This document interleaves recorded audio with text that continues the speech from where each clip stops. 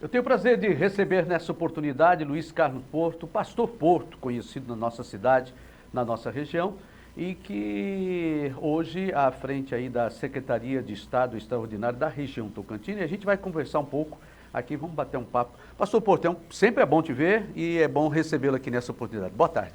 Boa tarde, pastor. Prazer muito grande falar com você, prazer falar com todos vocês. Eu acho que a gente pode ter um bom papo agora. Bora. Pastor Porto, quando a gente olha para um estado, vamos começar por Imperatriz que é extremamente receptiva. Eu há 24 anos vim lá de São Paulo para passar 2 meses aqui, 24 anos, portanto, né? E como muita gente que veio de tantos lugares. E quando a gente pensa em Maranhão, a gente pensa em 217 municípios. E sempre é um grande desafio, eu creio que governar qualquer estado. Mas os estados do Nordeste, pela sua experiência política, acaba sendo o mais desafiador. Eu creio que sim, porque é um estado grande, enorme. Maranhão, eu falo porque conheço o estado todo, e tem muitas demandas reprimidas no campo social, educacional, econômico. Então é uma construção a longo prazo, sabe? Eu acho que no Maranhão sempre vai precisar, para a gente poder ter conquistas significativas, política de Estado sempre. Entrar um governante e manter, se aquele governante que saiu for bom, manter a mesma política, a mesma pegada, como aconteceu e acontece no Ceará, que era muitos anos atrás, muito atrás do Maranhão, mas eles fizeram um pacto, uma aliança lá no Ceará, e hoje o Ceará é o exemplo para o Brasil todo. Então eu acho que o Maranhão, com uma potencialidade muitíssimo maior do que a do Ceará, pode ser o grande estado do Nordeste, o grande estado do Brasil.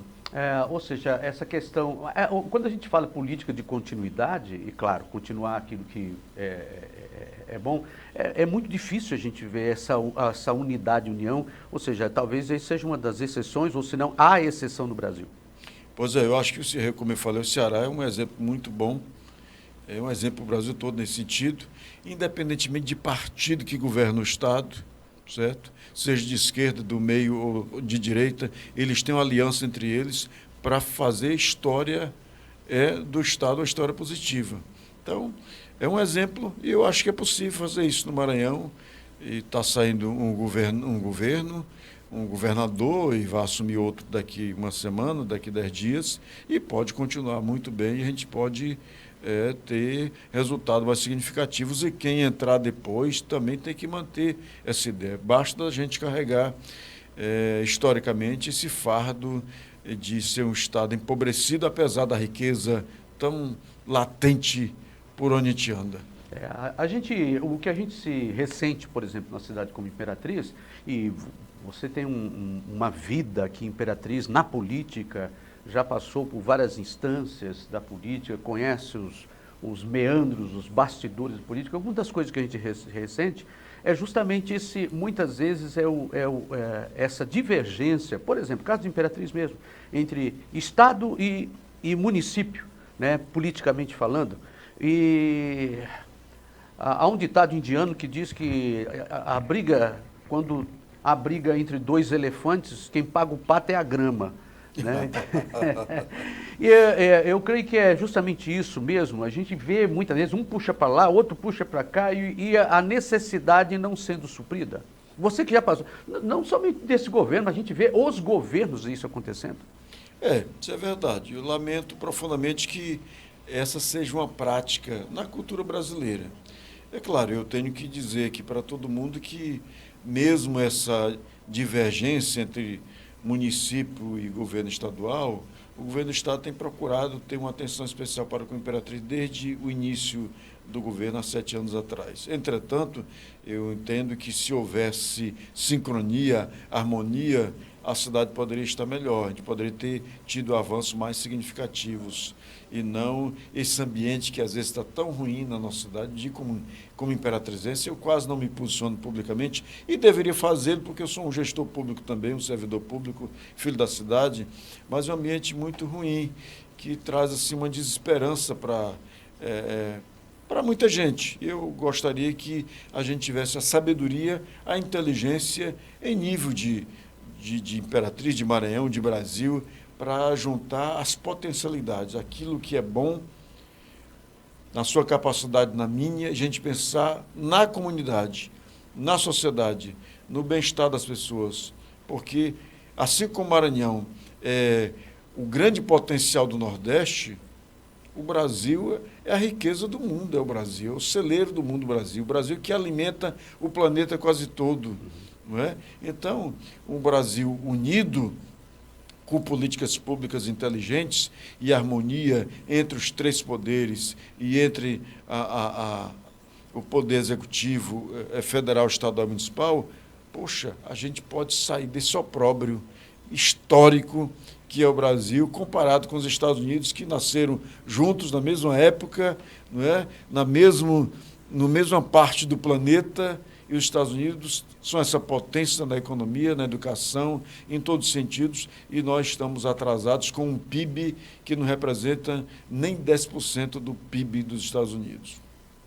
A sua experiência política, como é que você vê assim o futuro de Imperatriz, da nossa cidade? Você é daqui, que já foi vice-governador no nosso estado, conhece muito bem as necessidades do nosso povo, nossa gente, conhece o Maranhão, já viajou por esse Maranhão todo, mas a nossa cidade de Imperatriz, a segunda maior, a gente sente ainda a falta do governo do estado com mais precisão. O que falta? Ou pelo menos o que se tem feito que muitas vezes não se vê?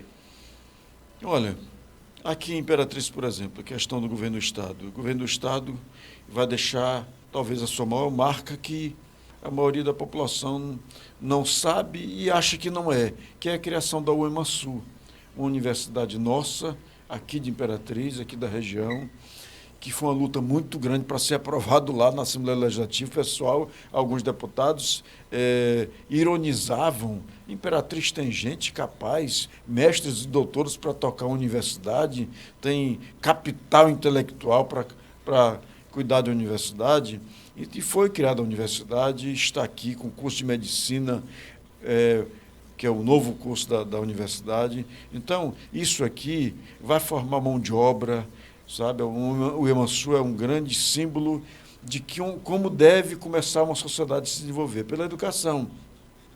E os institutos de educação do Estado, que não existia nenhum, que são cursos profissionalizantes, são 26 hoje no Estado todo. Eu conheço, por exemplo, pastor, rapidamente, uma vez eu fui chegando na cidade de Matões, lá, uma região tão longe de Imperatriz, e quando a cidade é um pouco a um declive, a cidade fica um pouco abaixo, e quando a gente foi chegando, um prédio enorme do lado esquerdo, a gente deu de ré no carro, paramos, e eu descobri que ali era o IEMA. Parei, entrei, eu fiquei impressionado. Um auditório, parece cinema de São Paulo, lá da sua região, onde você nasceu, sabe? 300 poltronas acolchoadas, com carpete, cozinha industrial. Professores são concursados, muitos são de fora, que passam no concurso. São 26 escolas dessas. E vestibular é uma fila enorme de gente para botar os filhos nessas escolas. Por quê? O Maranhão só pode se industrializar se tiver mão de obra qualificada.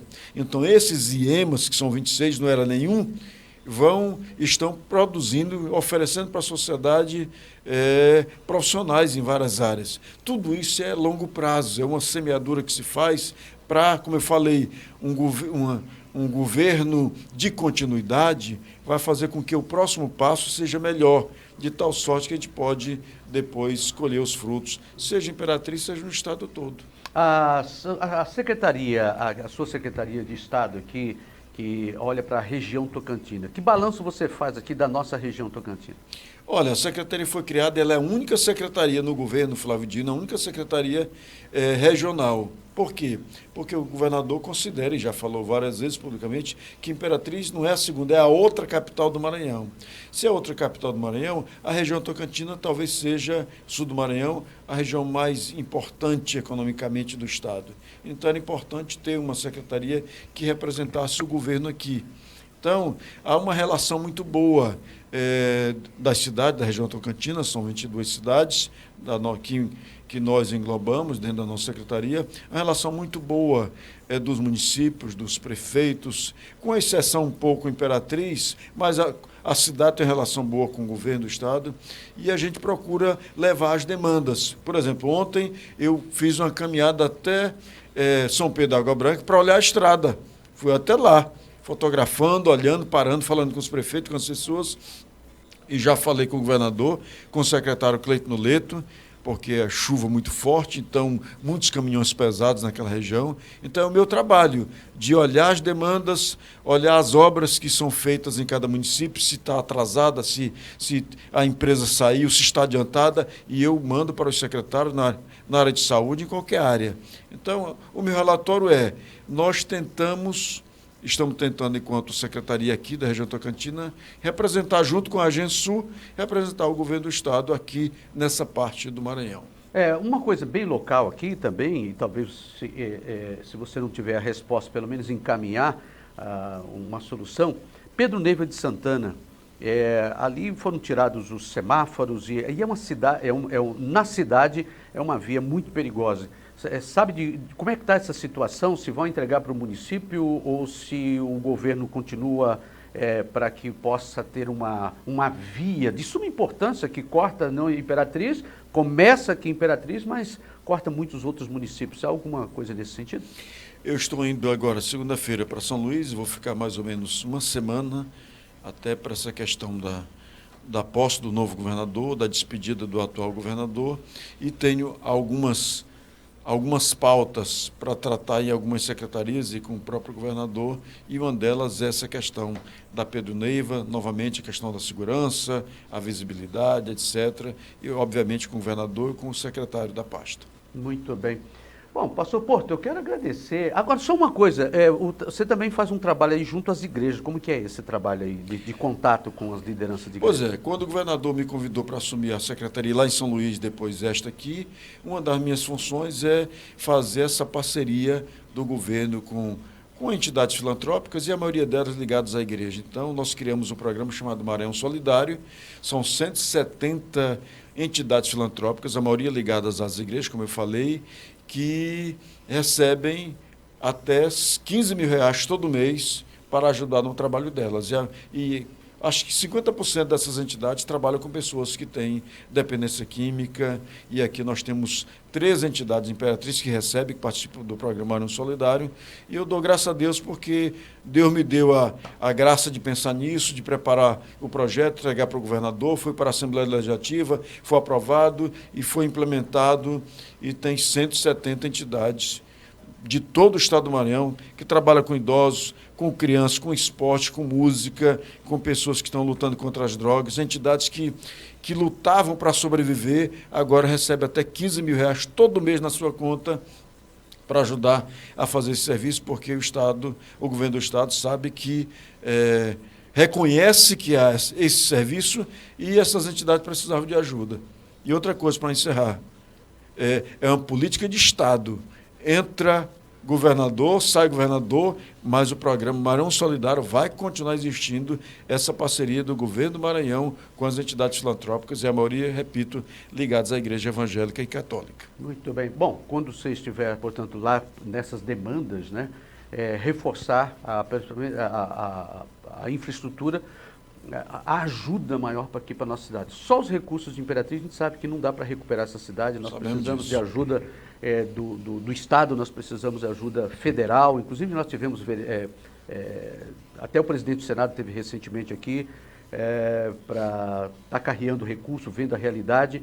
Então, na sua gestão, na sua pauta, nas suas reuniões, cobrar justamente aí esse trabalho para a gente poder recuperar a nossa cidade. Tá certo. E eu tenho, juntamente com o Cleiton Leto, o nosso amigo da Agensul, temos trabalhado nesse sentido de representar bem a nossa região. Aqui nós temos hoje, em Imperatriz, algumas equipes trabalhando do governo do estado nas ruas, tapando os buracos, asfaltando aqui e acolá uma rua ou outra, e sempre foi assim, desde o início do governo. Como realmente existe uma demanda muito grande, inverno muito forte, é preciso mesmo continuar essa parceria entre o governo do estado do Maranhão e o município, para que nós como imperatrizenses tenhamos a cada dia uma cidade melhor. Pastor Porto, muito obrigado, viu? Foi muito bom vê-lo e tê-lo aqui conosco e a gente poder ter pelo menos essa ponte, né, de Imperatriz que conhece bem a nossa cidade. Aliás, eu quero até fazer um convite aí ao secretário de Infraestrutura para a gente fazer um bate-papo aqui e fazer umas cobranças pessoalmente também. Cleiton Loreto, convidado, olha aqui, olha o convite feito. A estar conosco aqui para a gente poder estar discutindo justamente aí, principalmente a infraestrutura da nossa cidade de Imperatriz. Muito obrigado, pastor Porto. Obrigado, amigo. Segura aí que a gente volta já já, rapidinho, não demora nada.